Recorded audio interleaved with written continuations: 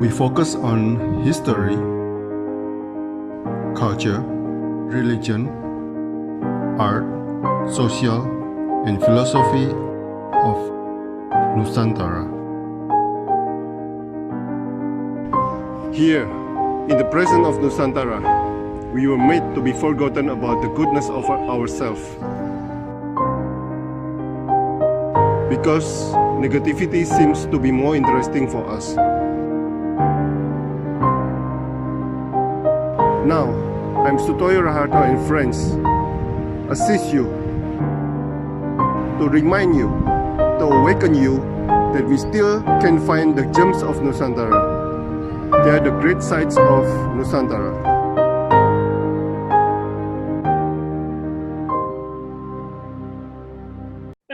Ini kalau boleh saya dipanggilnya Mas Doni aja. Oh, oke. Okay. Siap. Loh, tadi yang dapat piala untuk lomba apa? Itu jadi kan saya memang tugasnya saya juga termasuk salah satunya kan jadi monitoring evaluasi desa budaya di DIY. Saya kebetulan di wilayah Sleman. Ya itu kebetulan tempat saya yang saya monitoring itu Desa Pendowo Harjo itu kemarin di penilaian gelar potensi desa budaya masuk di juara kedua gitu ya. Jurinya itu jurinya luar biasa sebetulnya. Jurinya Pak Didik Ninitowo, Mas Didik Ninitowo, terus Mas Bondan Nusantara yang maestro ketoprak, terus ada Pak Kuswar Santyo yang maestro jadilan, Pak Priyo Mustiko yang sekarang PLT Ketua Dewan Kebudayaan DIY gitu ya itu. Nah itu desa budayanya Pendowo Harjo nomor 2 se-DIY gitu. Yang nomor 1 itu Desa Jeruk Udel di Gunung Kidul. Kalau itu saya nggak heran karena kepala desanya itu kayaknya mungkin satu-satunya kepala desa di DIY yang S3 pembangunan ya itu. Jadi memang kepala desanya memang pinter dalam arti yang sebenarnya. Luar biasa. Setiap hari rasanya ada acara ya?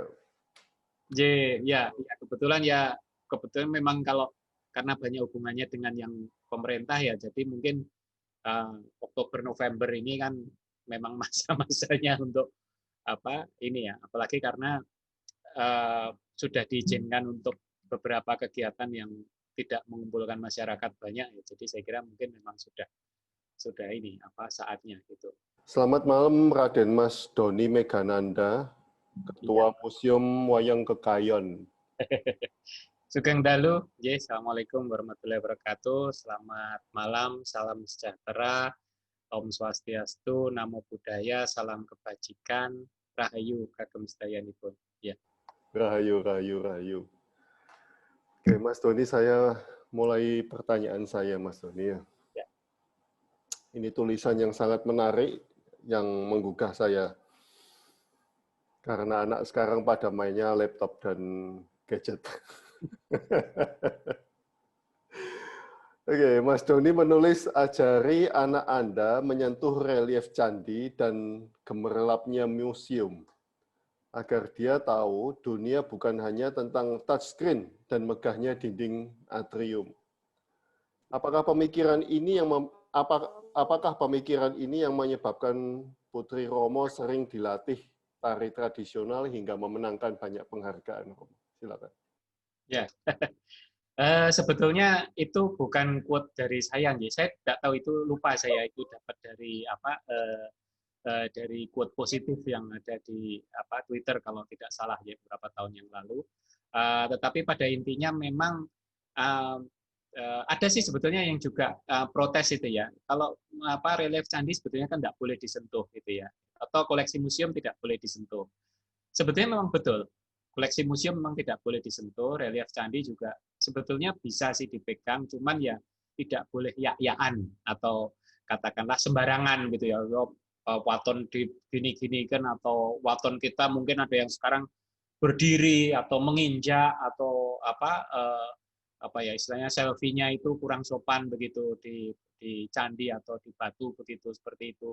Nah, kalau saya sih mengajari maksudnya untuk kita nyentuh candi itu untuk kita itu biar bisa berpikir bahwa nenek moyang kita itu sudah punya kreasi yang luar biasa.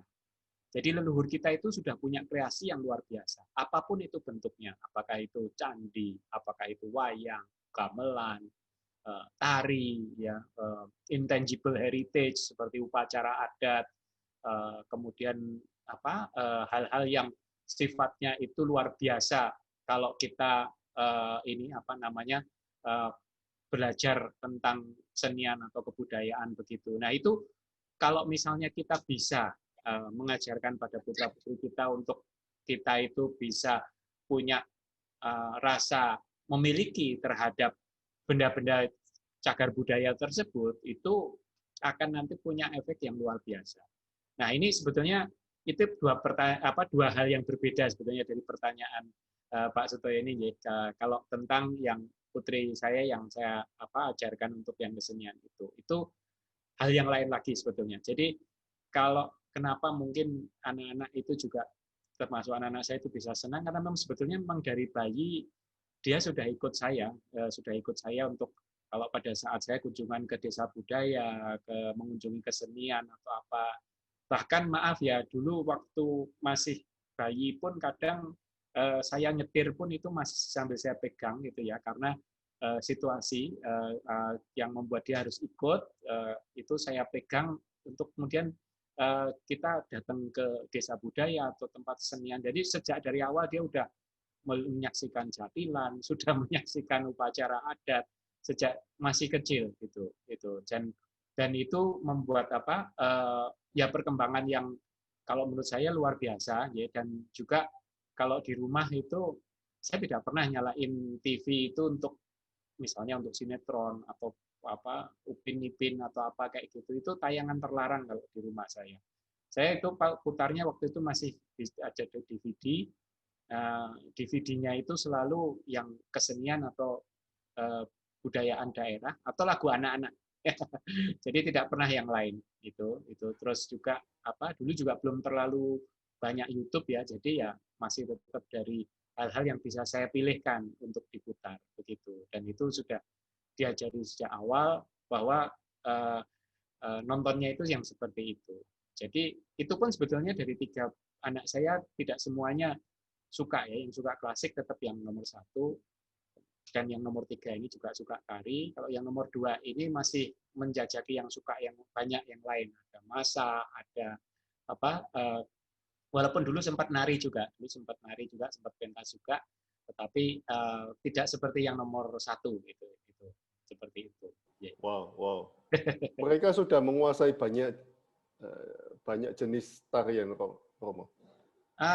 Ya sebetulnya kalau sekarang sih kalau boleh share screen saya bisa perlihatkan fotonya. Bisa sih sebetulnya ya. Kalau boleh share screen saya sudah bisa. Oke. Yeah. Saya cuma mau sedikit perlihatkan ini tadi yang tugas saya tadi pagi, tapi tadi pagi itu saya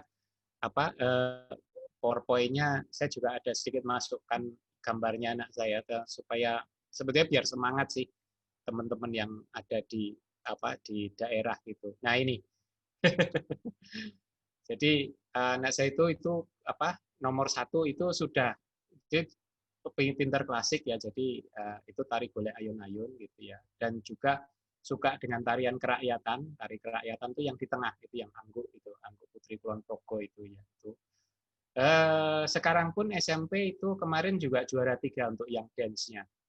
Jadi itu yang 3 itu yang model tari Korea.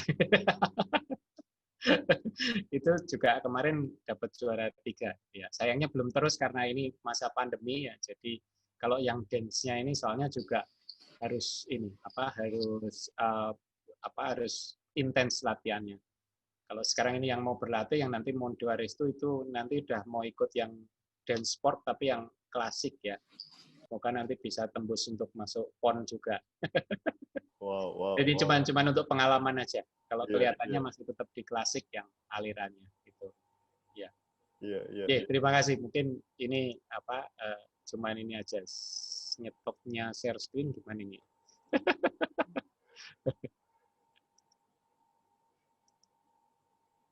Oke.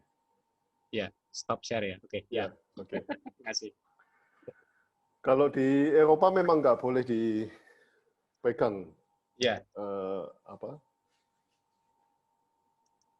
barang museum atau ya mereka nggak punya candi, tapi ya, artefak itu koleksi nggak boleh museum dipegang. sebetulnya memang tidak boleh dipegang kalau koleksi museum. Tapi khusus kalau di Kekayon memang saya punya beberapa koleksi wayang itu yang memang boleh disentuh. Jadi khusus ada wayang yang beberapa yang boleh disentuh, tentunya bukan yang koleksi yang utama ya, bukan yang istilahnya bukan yang kelas 1 gitu ya. Itu boleh disentuh karena saya masih ingat betul ada misalnya kayak beberapa anak saya yang masih saya ingat itu ini anak berkebutuhan khusus. Jadi ada dulu pernah kami dapat kunjungan dari anak-anak yang buta ya, anak-anak yang buta dari SLB gitu. Waktu itu datang terus terang waktu itu melihat pameran kami, mereka itu punya satu permintaan khusus yang waktu itu membuat saya hampir menangis. Jadi mereka itu pengen nyentuh wayang karena pengen ngerasain seperti apa tuh wayang itu Pak gitu. Sebetulnya itu di situ jelas tulisannya tidak boleh disentuh gitu ya itu. Tapi itu tetap saya ambilkan terus saya bilang ini silahkan pegang. Dan itu mereka katanya ini untuk pertama kalinya buat mereka yang anak-anak yang tunanetra itu memegang wayang. Itu saya nangis betul itu karena mereka itu betul-betul megang wayang dengan tangannya itu hati-hati sekali ya, dengan hati-hati sekali. Tapi mereka mengatakan, oh kalau begitu memang seperti ini toh Pak. Oh ini Gatot Kaca ini seperti ini. Oh ini maksudnya ini terbangnya itu karena punya gurda yang ini ya Pak ya. Gitu. Itu jadi seperti itu yang buat saya kemudian punya ide bahwa untuk yang selanjutnya memang tidak boleh disentuh untuk yang lain, tetapi kita punya ada sekitar 20 wayang yang itu boleh disentuh khusus untuk pengunjung yang memang ingin menyentuh itu wayangnya itu seperti itu.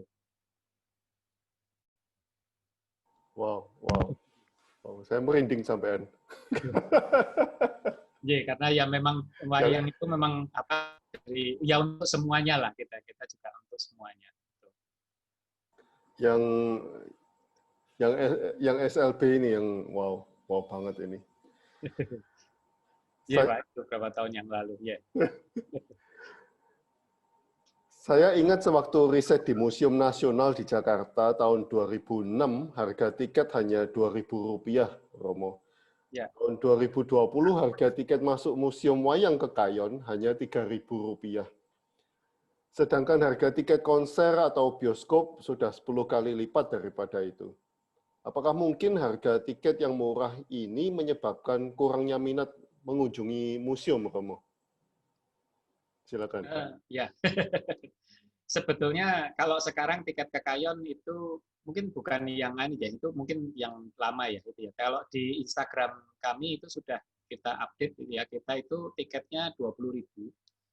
Sudah termasuk dengan masker yang gambar wayang ya. Jadi itu sudah include dengan masker yang gambar wayang. Ini kebetulan ada ininya. Jadi dapat seperti ini kalau berkunjung ke Museum Wayang Kekayon gitu. Nah, itu tiketnya 20.000 dan itu pun saya kira tidak terlalu mahal ya gitu ya untuk ukuran ini dan juga masih dapat masker. Intinya sebetulnya bukan tentang tiket ya, karena kalau museum itu mengapa tiketnya murah karena memang ada istilahnya semacam ada peraturannya ya. Kalau pemerintah itu ada peraturannya, permen atau apa itu saya juga lupa. Itu yang menyatakan tiket masuk itu baru segitu. Kalau tidak salah sekarang itu 2.500 atau berapa gitu ya. Itu masih ada peraturannya. Kalau museum negeri. Kalau museum swasta itu memang bebas. Mau menentukan mau 75.000 seperti Museum Angkut di Malang gitu misalnya, atau mau 40.000 di Museum Gembira Loka di sini, atau mungkin sekitar berapa itu juga 40 atau 50 di Museum Ulen Sentalu misalnya seperti itu tidak masalah. Ya, jadi tiket masuk museum itu sebetulnya lebih merupakan penghargaan untuk koleksi-koleksinya. Kalau saya bilang seperti itu. Jadi kalau misalnya sebetulnya dengan tiket yang murah itu bukan membuat penghargaan itu lebih rendah kalau menurut saya, tapi sebetulnya itu memang ditujukan agar mass kunjungan, jadi kunjungan yang massal itu bisa dilakukan karena sekolah-sekolah atau apa itu memang beberapa itu memang diwajibkan untuk datang ke museum seperti itu. Dan itu pun juga kami masih sering, ya misalnya tempat saya itu kalau kunjungan itu kadang kami masih turunkan. Ya. Jadi kalaupun sekarang kadang kalau kami pelajar itu 10.000, kadang kalau mau dihitung sampai 5.000 rupiah ya kami tetap terima asalkan jumlahnya banyak. Ya tentu ini sebelum masa pandemi ya. Nah, kalau masa pandemi sekarang ini terakhir kami dikunjungi paling banyak itu 150. Itu pun kami juga harus agak repot karena ngaturnya masuknya karena kami ruangannya itu maksimal hanya 10 pengunjung ya. 10 pengunjung baru nanti lewat, 10 lagi lewat kayak gitu, seperti itu. Oke. Nah, bagaimana sebuah museum bisa mandiri dengan harga tiket yang relatif rendah, Romo? Nah, itu memang tergantung dari museumnya sendiri-sendiri ya. Kalau tempat kami, karena memang tempat kami pribadi, yayasannya juga kami punya sendiri, kami juga karyawan-karyawan itu juga udah ikut kami lama begitu ya. Jadi kalau sebetulnya kalau ke Kayon sendiri itu kalau dihitung pemasukan dan ininya sebelum masa pandemi ya ini sebetulnya cukup karena kebetulan kami alhamdulillah punya pendopo ya, kami juga punya halaman yang luas, jadi tempat kami sering dipakai untuk tempat pernikahan, tempat kami sering dipakai untuk wisuda, tempat kami sering dipakai untuk pertemuan-pertemuan keluarga dan lain-lain. Mereka suka pakai pendoponya begitu, sehingga kalau bagi kami penghasilan sebelum pandemi itu bisa tertutupi, bahkan kami punya save ya, bisa untuk perbaiki, bisa untuk ngecat dan lain-lain itu kami bisa lakukan. Cuman ya selama masa pandemi ini kami belum banyak bisa ini karena memang masih ketat ya, walaupun sudah ada pernikahan atau apa tapi masih terbatas begitu. Ya. Oke. Saya kira itu juga museum yang lain seperti itu juga ya. Pasti juga banyak mereka punya ide untuk museumnya masing-masing. Mungkin seperti Museum Wayang Beber itu ya mereka bisa ngadain pertunjukan, bisa ngadain bikin itu kertas, bikin teh, bikin macam-macam ya itu. Jadi museum itu bisa dengan berbagai macam usaha yang bisa untuk mendatangkan profit bagi pengelolaannya. Itu dipersilakan begitu ya. Oke. Berarti harus ada sampingannya. Betul. Iya. Oke. Ada pertanyaan yang Romo tanyakan kepada seorang dalang, dan ini saya akan tanyakan kepada Romo juga. Dilihat dari perkembangan wayang, apakah wayang akan dimuseumkan semua, Romo? Mengingat generasi muda lebih fokus ke budaya luar negeri, dan penyebab kurangnya apresiasi budaya lokal itu apa, Romo? Silakan. Ya, saya kira mungkin kalau wayang dimuseumkan semua, kalau buat saya sih tidak problem. Karena apa? Karena sebetulnya wayang itu adalah sarana, ya, media. Jadi media untuk pembelajaran, media untuk penyampaian pesan, media untuk bagaimana nilai budaya dan nilai-nilai kemanusiaan itu tersampaikan dengan wayang. Makanya sebetulnya wayang pusaka itu, kalau wayang kulit itu mereka bisa rusak dalam waktu 1 abad atau 2 abad, itu bisa rusak. Harus diganti, harus dimutrani, harus istilahnya diduplikasi ulang begitu kalau wayang kulit itu. Nah, kalau itu mau dimuseumkan, kalau menurut saya pada hakikatnya tidak masalah. Yang penting generasi tetap harus berlanjut. Artinya apa? Artinya pembuatan wayang masih tetap terus dilakukan, keseniannya yang nilai-nilainya yang mungkin ini juga harus ada generasi berikut yang mengikuti. Jadi tata sungging, seni yang tinggi dalam pewarnaan, pembuatan irah-irahan, pembuatan kulitnya supaya bisa mungkin malah dengan teknologi yang baru bisa membuat kulit yang lebih awet misalnya seperti itu. Nah, itu malah lebih bagus. Ya, jadi itu akan kalau menurut saya memang wayang itu harusnya yang dimainkan pun juga mungkin bukan yang wayang pusaka begitu. Wayang pusaka itu biasanya disimpan, kemudian yang dimainkan itu adalah wayang yang ya kalau dalang sih bisa ada yang dilempar, ada yang di apa di macam-macam kan gitu ya, itu saya kira tidak masalah. Yang penting isinya atau nilai-nilainya yang terkandung di dalam dunia pewayangan itu yang harus tetap lestari dan harus tetap terjaga sepanjang masa. Oke. Saya baca bahwa yang di Museum Kekayon itu hanya 10%, Romo. Yang di rumah masih 90%. Itu preservasinya, menyimpannya bagaimana supaya segitu banyak wayang itu, Romo? Ya, memang itu juga satu kendala buat kami, tapi tidak masalah. Tantangannya seperti itu asik-asik aja menurut saya. Jadi memang kenyataannya kami punya puluhan kotak, puluhan kotak wayang begitu ya. Terus masih juga ada yang belum dipamerkan, masih ada pusaka, masih ada koleksi kebudayaan Jawa, masih ada busana wayang, masih ada yang lain gitu ya. Jadi ya katakanlah misalnya sekitar 80% lebih koleksinya memang belum terdisplay gitu, seperti itu. Nah, kami juga tetap istilahnya tetap kami putar ya. Jadi apa yang wayang yang terdisplay itu nanti juga diambil untuk nanti dimasukkan kembali ke kotak, karena kalau namanya kulit itu misalnya beberapa lama ada di vitrin itu akan melengkung gitu. Jadi dia akan melengkung. Nah, supaya itu nanti tidak rusak, memang harus diganti, dimasukkan kembali ke kotak. Kalau dimasukkan lagi ke kotak, dia akan terpres gitu ya. Karena biasanya kalau disimpan di kotak itu kita nyimpannya itu dengan, kalau kita istilahkan eblek gitu ya, dengan eblek yang kemudian ditutupi dengan ada semacam busa supaya kering, tidak lembab. Kemudian nanti juga kita berikan macam-macam ya untuk yang supaya tidak lembab gitu ya, dan itu kemudian nanti kita masukkan di dalam kotak seperti itu. Kalau aturannya memang harus diisis itu diangin-anginkan ya, itu paling tidak itu memang 3 bulan atau 4 bulan sekali ya, atau sepasaran kalau dia. Tapi berhubung saking banyaknya koleksi kami yang ini bertahap, jadi kadang mungkin baru bisa setahun sekali kita keluarkan, itu tidak apa-apa kalau untuk yang paling ya nanti istilahnya yang agen-agen kerusakan itu lebih ke soal lembab, mungkin ada kena air, mungkin hama gitu ya, tapi itu ya alhamdulillah kalau kami tidak ada yang seperti itu. Ya, kita tetap selalu cek terus setiap saat gitu. Wow, paling tua berapa tahun, Romo?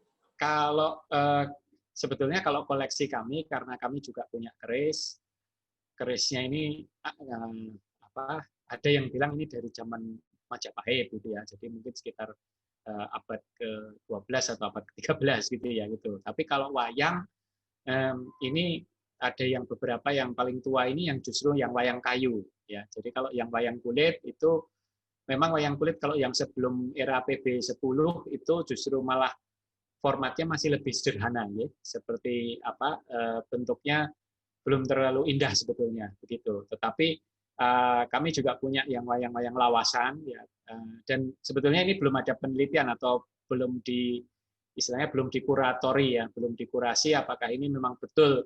Ada yang menyatakan ini abad 18, ada yang menyatakan ini abad 17, seperti itu. Kalau yang tampilan memang ada beberapa wayang kelitik kami yang memang tampilannya sudah sangat tua. Wayang Tengul kami itu juga sudah sangat tua juga ya, ada beberapa yang itu sudah agak ringkih gitu ya, sehingga kami juga tidak kami display, masih kami simpan gitu, seperti itu. Wow, itu semua tinggalan dari ayah atau ya. Karena memang almarhum Bapak itu memang mengumpulkan wayang, bahkan ya seperti yang saya ceritakan sampai akhir hayatnya pun kami masih menemukan beberapa koleksi wayang yang belum dibuka. Ya, jadi beberapa koleksinya itu masih utuh, belum dibuka. Jadi pada saat kami bereskan beberapa barangnya dari almarhum yang di kamar itu, kami menemukan beberapa tapi itu bukan wayang ini ya, sebetulnya itu adalah wayang luar negeri ya. Jadi wayang dari Thailand kalau tidak salah, itu masih di dalam kotak, jadi belum pernah dibuka gitu. Dan itu kemudian kami buka, walaupun sekarang kami pajang di almari kaca, masih yang di rumah di dalam Notonegara, belum yang di Museum Wayang Kekayon. Begitu. Wow, amazing. Wow. Jadi itu seperti itu. Nah, kalau sekarang kadang-kadang kalau kami koleksi juga datang sendiri, Pak. Ya, jadi kami sudah beberapa kali kedatangan tamu, dia bawa koleksi wayang begitu ya, ada yang wayang kulit, ada yang wayang yang lain gitu. Nyatakan ini katanya wayangnya ini pengen bersama wayang yang lain gitu ya. jadi wayangnya ini ya kami terima, ya kami titip ya, kami catat gitu ya. Kalau museum itu kan seperti itu. Jadi museum itu bisa menambah koleksi dari pembelian, bisa dari titip, dari hibah, seperti itu. Nah, ini ada orang yang menitipkan di tempat kami, ya kami terima gitu ya. Beberapa koleksi juga ada sebetulnya yang titipan dari seniman atau budayawan ya, seperti almarhum Profis Suwardana, itu kami punya wayangnya di Kekayon. Kemudian almarhum Sabto Raharjo itu juga dulu punya wayang namanya wayang kreasul ya. Jadi wayang dari kardus namanya wayang kreasul, itu kami juga masih punya koleksinya di Kekayon gitu. Juga beberapa ini almarhum Ki Sukasman yang punya wayang ukur ya, itu juga salah satu wayang yang top, itu juga itu wayang ukur. Nah, itu kami juga koleksinya di Museum Wayang Kekayon begitu. Wow, luar biasa. Pernah ada hal-hal spiritual, Romo? Mistis, begitu? Banyak sih ya, banyak ya. Nah, namanya juga wayang, juga namanya wayang, banyak yang wayang pusaka ya. Dulu juga wayang kepercayaan dari orang gitu ya. Itu kami pernah ya menyelenggarakan semacam pentas gitu ya, pentas wayang di Kekayon begitu ya. Kalau pentas wayang itu kami tidak pakai dari koleksi kami ya, tapi kebetulan waktu itu memang pakai koleksi, ada beberapa koleksi kami yang dipinjam di dalam pentasnya itu. Nah, karena saya juga tidak ngawasi satu-satu begitu ya, jadi ya pentas wayang seperti biasa gitu ya, kemudian diberesi gitu ya, mereka pamit atau itu. Kebetulan waktu itu karena kita pertunjukan wayangnya siang hari, jadi untuk menghibur pengunjung gitu ya, jadi yang wayangnya siang cuma beberapa jam gitu. Nah, malam hari itu saya kedatangan tamu gitu, kedatangan tamu di rumah. Ternyata itu dari yang dalang tadi siang itu ya. Ternyata memang ada beberapa wayang yang terbawa ya, terbawa. Itu keliru. Jadi maksudnya itu memang koleksi wayang Kekayon, tapi karena mungkin yang beresi itu orang lain, bukan dalangnya, yang koleksi wayangnya itu terbawa pulang itu dalangnya itu, dan kemudian katanya dalangnya itu tidak bisa tidur dan pengen, katanya ada yang minta pulang. Saya tidak mau nyebutkan namanya aja itu ya, ini nama dalangnya itu sebetulnya juga teman saya gitu ya. Itu ada yang minta pulang begitu. Nah, ternyata itu ini wayangnya dari Museum Wayang Kekayon ini yang minta pulang. Jadi malam hari itu sekitar mungkin jam malam hari itu pokoknya itu diantarkan pulang, ya sudah, itu saya terima itu koleksinya itu seperti itu. Wow. Oke. Dari 2 tahun yang lalu, bertahun yang lalu, hingga sekarang dan masa yang akan datang, kecintaanku pada kebudayaan dan tradisi Nusantara tak akan pernah berhenti. Dan semangat terus berlintas generasi. Ini Romo tuliskan. Apa yang Romo lihat dari keistimewaan budaya dan tradisi Nusantara, Romo? Kalau saya itu sebetulnya ngelihatnya itu juga saya itu seperti mendapatkan spirit atau istilahnya semacam sensasi yang luar biasa kalau misalnya menyaksikan teman-teman menyaksikan orang-orang ya yang berpentas gitu ya, melaksanakan, ada pegelaran wayang, ada pentas kesenian, upacara adat, kirap, karnaval, dan lain sebagainya yang budaya tradisi, saya merasa mendapatkan apa ya istilahnya semacam sensasi yang luar biasa. Saya merasakan bahwa kok ini luar biasa sekali ya apa yang mereka ini kan. Dulu kok bisa-bisanya ya nenek moyang kita menciptakan kenapa kok ada irah-irahannya Kresna yang seperti ini, kenapa kok ada Gatotkaca bisa terbang dengan sayapnya gitu seperti itu, atau bajunya raja itu terlihat sederhana meskipun dia itu berkuasa luar biasa seperti itu. Nah, hal-hal itu yang kemudian ditampilkan dalam gamelan yang bertalu-talu dengan gerakan tarian yang luar biasa. Bahkan saya bisa mendapatkan spirit itu di tari kerakyatan, tidak hanya tari keratonan atau tidak hanya di pagelaran wayang, tapi bahkan di kerakyatan. Dan itu sebenarnya tidak hanya di Jawa ya, saya sudah di Nusantara juga seperti itu. Jadi saya ke Kalimantan waktu itu melihat pagelaran wayang Banjar, saya ke Medan Sumatera Utara melihat tari tortor, mereka menarikan balai sigala-gala itu ya yang wayang boneka kayu itu kemudian ke daerah-daerah lain Jawa Barat saya juga sering, kemudian Jawa Timur apalagi ya saya ke Kediri, ke Ponorogo, ke Trenggalek itu mereka kadang itu kalau karnaval itu dari pagi sampai malam. Dan isinya budaya tradisi semua. Itu saya kagum. Dan nggak mesti harus di Jogja atau di Jawa Tengah ya, gitu ya. Saya kalau misalnya saya suka ya kemarin sebelum pandemi itu 2017, 2018, 2019 saya selalu datang ke favorit saya itu misalnya di Jawa Timur itu di Trenggalek itu ya. Itu di sana kan punya jadilan khusus namanya Jaranan Turonggoyakso.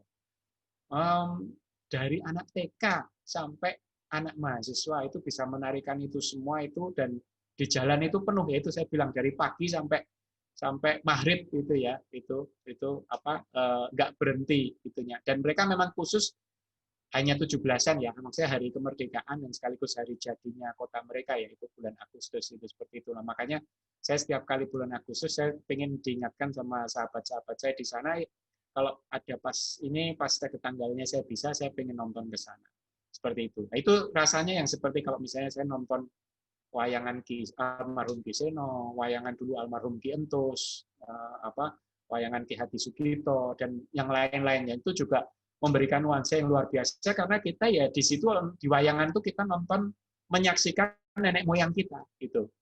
Karena sebetulnya itu ya ada kode atau sandi-sandi dari masa lalu yang ada di dalam dunia kesenian kita gitu. Nah, sejak umur berapa Romo dekat dengan kesenian tradisional ini, Romo? Nah, ini sebetulnya ini juga mungkin dinamikanya juga menarik ya. Karena sebetulnya saya sebetulnya meskipun lahir pada saat bapak saya sedang ini ya, saya sedang cinta banget dengan wayang ya. Saya masih ingat waktu saya masih kecil itu saya tidur di sela-sela tumpuan wayang di rumah itu karena bapak dulu juga sering mengeluarkan wayang untuk diisis gitu dan saya sering tidur di antara wayang itu. Saya sudah pegang wayang sejak mungkin umur 2 tahun atau 3 tahun itu ya sudah pegang. Tapi karena bapak itu dokter ya, ibu juga guru. Sebetulnya kalau saya menjalani kehidupan sebenarnya biasa-biasa aja. Ya, walaupun saya juga punya beberapa piala untuk baca puisi, tapi saya nggak terlalu bisa untuk yang lain ya. Saya menari bisa ya itu, tapi nggak pinter-pinter banget lah istilahnya kayak gitu. Jadi biasa aja ya gitu. Dan bapak saya waktu itu juga bapak ibu juga tidak terlalu ngajari untuk seni budaya tradisi ya. Jadi ya biasa aja gitu ya. Jadi ikut pelajaran sekolah, SMA saya juga ikut fisika. SMA saya masuk yang fisika 1 ya gitu. Jadi A1 ya zaman dulu namanya A1. Saya kuliahnya juga di geografi ya itu. Tapi ya itu sejak saya masih ingat waktu sejak saya S1 mulai bisa jalan-jalan sendiri gitu ya. Kalau SMA kan mungkin masih ya kumpulnya sama teman-teman ya, masih sama upiang-upiungnya masih sama sahabat-sahabat di sekolah gitu ya. Tapi begitu S1 kuliah itu kan saya sudah mulai kadang saya sering diajak oleh teman untuk nangani namanya di Jogja Festival Kesenian Jogja ya, FKY. Nah, waktu itu kebetulan FKY itu oleh para senior-senior dulu itu sudah dipecah. Jadi tidak hanya di kota atau di Malioboro itu karnavalnya, tapi dipecah sampai di pedalaman Gunung Kidul sana, pedalaman Bantul, pedalaman Sleman, pedalaman Kulon Progo seperti itu. Nah, kebetulan saya waktu itu tugasnya di daerah-daerah. Nah, di situ saya sudah mulai istilahnya mulai kok saya pengen sekali untuk bisa ini dan ya seterusnya ya kisahnya waktu itu kan kemudian beberapa yang diserahi Bapak untuk menangani Kekayon itu sudah tidak bisa lagi, terus kemudian tinggal saya waktu itu Bapak nitip istilahnya menitipkan ke tulungan nek ono acara untuk Kekayon itu diwakili oleh saya gitu. Jadi mulai pada saat itu sebetulnya saya sudah mulai menangani museum itu seperti itu. Itu sekitar ya saya masih mahasiswa sebetulnya. Saya masih mahasiswa, saya sudah mulai menangani museum dan di situ kecintaan saya untuk budaya tradisi berkembangnya luar biasa. Itu seperti itu dan sampai sekarang. Wow, sudah disiapkan berarti. Dengan tidak sadar. Wow. Oke, ini pertanyaan saya agak nyeleneh ini, Romo. Tapi saya harus tanyakan. Ini Romo menulis, saat yang lain bertikai dalam politik dan rebutan balung tanpa isi, kami dari generasi masa depan belajar budaya adiluhung Nusantara yang tetap kami lestarikan sepanjang masa. Sangat menginspirasi saya sebetulnya ini. Meski saat ini para kesatria di belakang, tapi pada waktunya nanti juga akan mengalahkan buto-buto galak di depannya yang banyak korupsi dan brauk penistaan, merasa benarnya sendiri. Nah, kapan kira-kira para kesatria ini muncul, Romo? Itu kalau tidak salah, ingat saya menuliskan status itu ada fotonya anak-anak lagi latihan nari ya, latihan wayang bocah kalau tidak salah itu di Jogja. Jadi itu pas pada saat Pilpres kalau tidak salah, nggak tahu saya 2014 atau tahun yang kemarin ya itu Jadi intinya itu sebetulnya saya ngelihat itu di saat anak-anak ini kami ini lagi belajar wayang bocah ya, sedang latihan wayang bocah itu yang ada di medsos itu ya dululah ya ada yang cebong, ada yang itu jadi itu terus saya nulis status yang kayak gitu. Jadi kalau menurut saya itu namanya politik itu ya sebetulnya gelikan ya kalau itu. Karena apa? Karena saya punya banyak teman yang dulu juga ngomong-ngomong saya juga pernah ikut demo juga tahun 98 ya. Jadi saya udah merasakan teman-teman yang dulu misalnya ikut demo itu sekarang ya sudah ada yang ya seperti itulah ya pokoknya itu ya, ada yang di partai, ada yang ini dan beda jauh dengan yang dulu mereka demokan gitu. Jadi ya kalau saya sih politik itu ya seperti itu. Kadang-kadang ikut sini, kadang-kadang ikut sana. Jadi sebetulnya sama aja dengan seseorang yang berusaha mencari uang. Sama aja dengan orang yang narik becak di jalan, sama aja dengan orang yang jualan bakso gitu. Cuman kalau mereka ya jualannya jualan pertikaian, jualan gimana caranya supaya saya bisa kaya dengan saya mendukung si ini. Tapi tujuannya sebenarnya supaya saya kaya. Gitu. Nah, sementara kami waktu itu sedang latihan, saya sedang menyaksikan ada orang-orang berlatih gamelan atau yang itu sebetulnya adalah untuk mengisi jiwa, mengisi batin, mengisi kalbunya dengan keindahan dan memuja kekuasaan Tuhan. Karena di situ ada keindahan, di situ ada hal-hal yang merupakan cerminan dari kita belajar batin kita supaya lebih terisi, lebih terasah, lebih terasuh begitu. Seperti itu. Ya, kita kurang yang itu, Romo.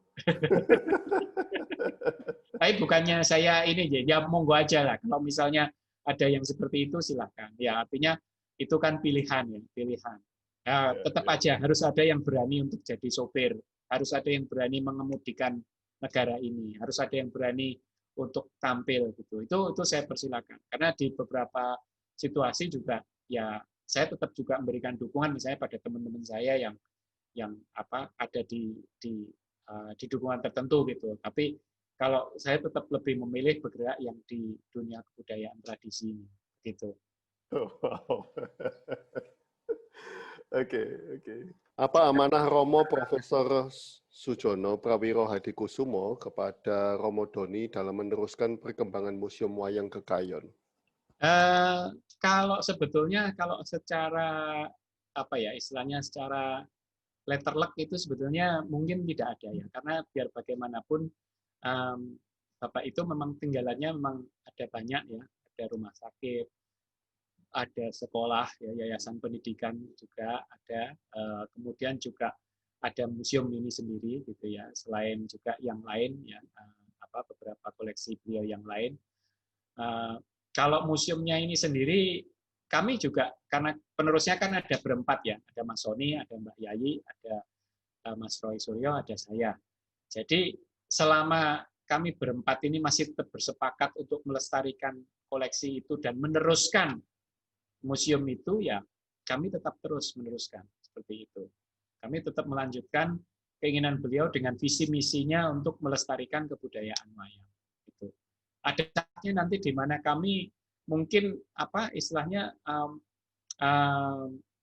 mungkin kesepakatan keluarga ada perubahan di dalam visi misi itu ya tidak masalah, tetapi kami nanti akan tetap terus menjaga amanah itu begitu. Wow, wow. Dari geografi ke wayang. Oke, ini ada pertanyaan dari teman-teman. Pertanyaan saya sudah habis. Oke, Sugeng Dalu, Bapak, saya sangat interest dengan candi dan relief salah satu candi. Pernah saya buat tayangannya singkatnya sebagai pembelajaran di kelas Ibu Ika Dewi. Menurut Bapak, karena tinggalan kuno tidak boleh disentuh, apakah akan cukup efektif jika anak-anak menyentuh dengan aplikasi IT? Silakan, Romo. Ya, itu saya kira memang belum cukup. Ya, tapi ini memang apa? Kalau ini masa pandemi seperti ini, saya kira kita memang harus bersikap yang cerdas dulu ya. Saya pun juga meskipun kegiatan saya banyak ya akhir-akhir ini, saya tetap berusaha semaksimal mungkin begitu selesai acara, saya langsung pulang, mandi, saya ganti baju, dan lain sebagainya. Jadi saya tetap berusaha menjaga, dan bisa dicek ke teman-teman saya kalau itu saya paling cerewet gitu ya. Kalau kemarin di misalnya pentas daring, misalnya di Sleman kemarin, semua anak-anak harus pakai masker dan harus pakai face shield gitu. Dan pentasnya semua harus pakai face shield. Bisa dilihat itu yang gelar potensi di Sleman, Bantul, dan lain-lain itu semuanya pakai face shield. Gitu.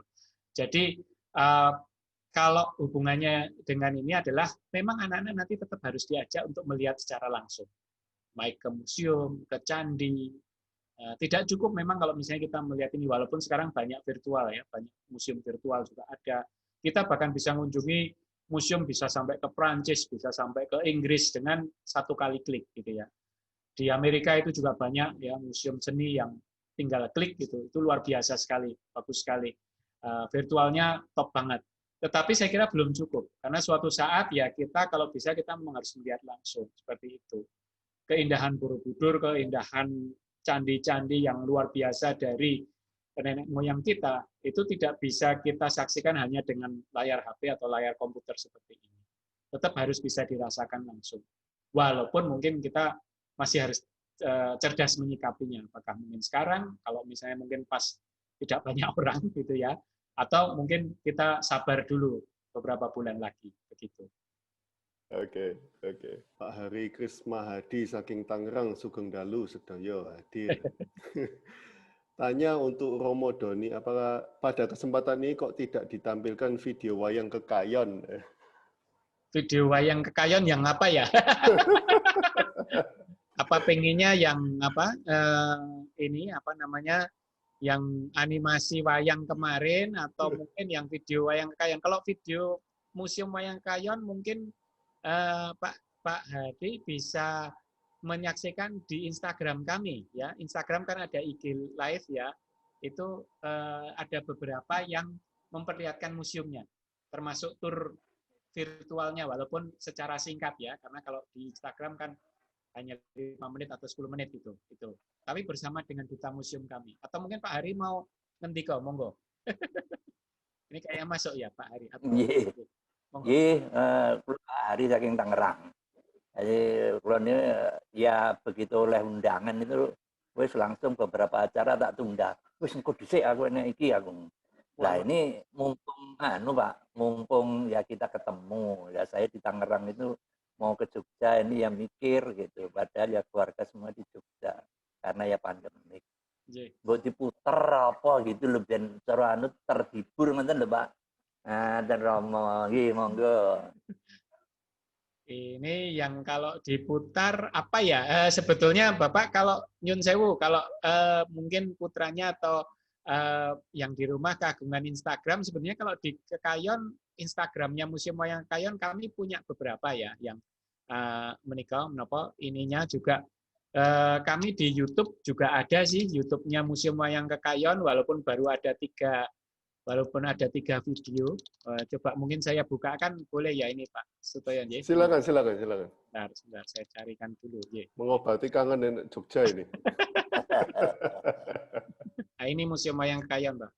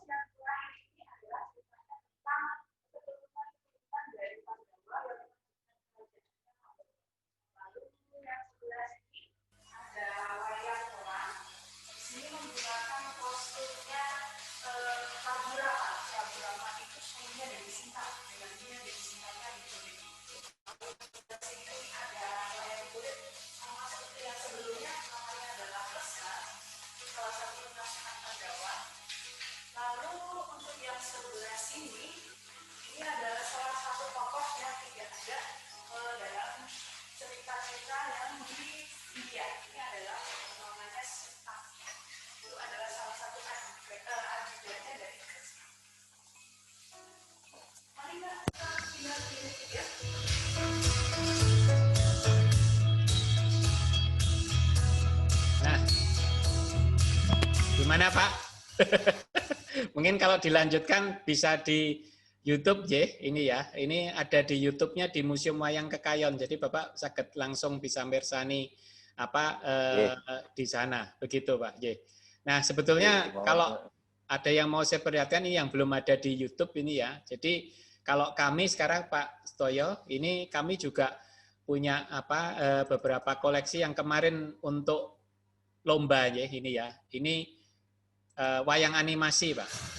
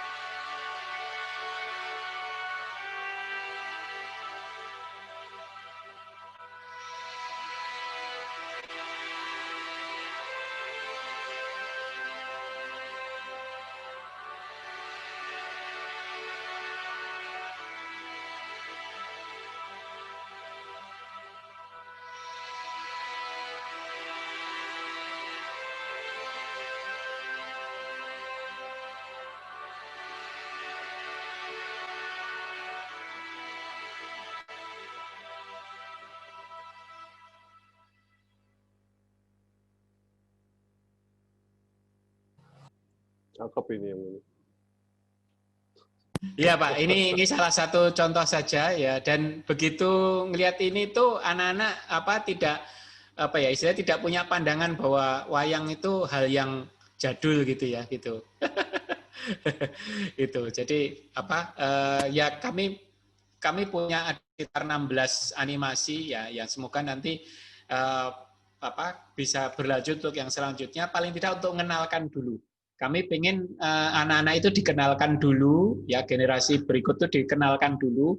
Kalau sudah kenal, sudah seperti Pak Hari ini yang suka wayang, baru nanti akan belajar wayang yang lebih lanjut gitu. Kalau Pak Hari ini kan sudah pakarnya, jadi ya kenapa?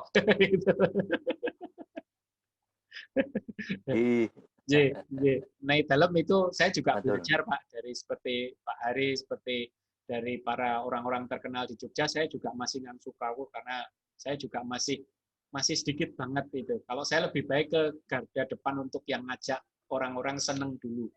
Kalau sudah seneng, mereka nanti kemudian belajar wayang, baru ke para suhu-suhunya, para empu-empunya. Malah sama kene putu kuno nek tak delok wayang wong ten Senen utawa wayang kulit itu nek wayang kulit lungguhne njalu ten kotak wayang. Oh, begitu. Jadi ini orang marem ngono. Lah luar biasa itu Pak, itu sudah calon generasi yang luar biasa itu untuk yang budaya. Nggih. Mungkin Pak, sehat selalu. Wow. Oke, terima kasih Romo atas waktunya, atas pengetahuannya sangat luar biasa ini. Pengalamannya dari umur 2 sampai sekarang. Wow. Terima kasih juga sudah mengizinkan berbagi Pak Sutoyo dan yayasan memberinya. Ya, semoga selalu mendapatkan berkah karunia dan selalu dalam wilujengannya dari Tuhan yang Maha Kuasa. Ya. Amin. Kami semuanya mendapatkan berkahnya dan yang juga hadir pada malam hari ini. Terima kasih. Terima kasih Romo. Selamat malam, selamat beristirahat.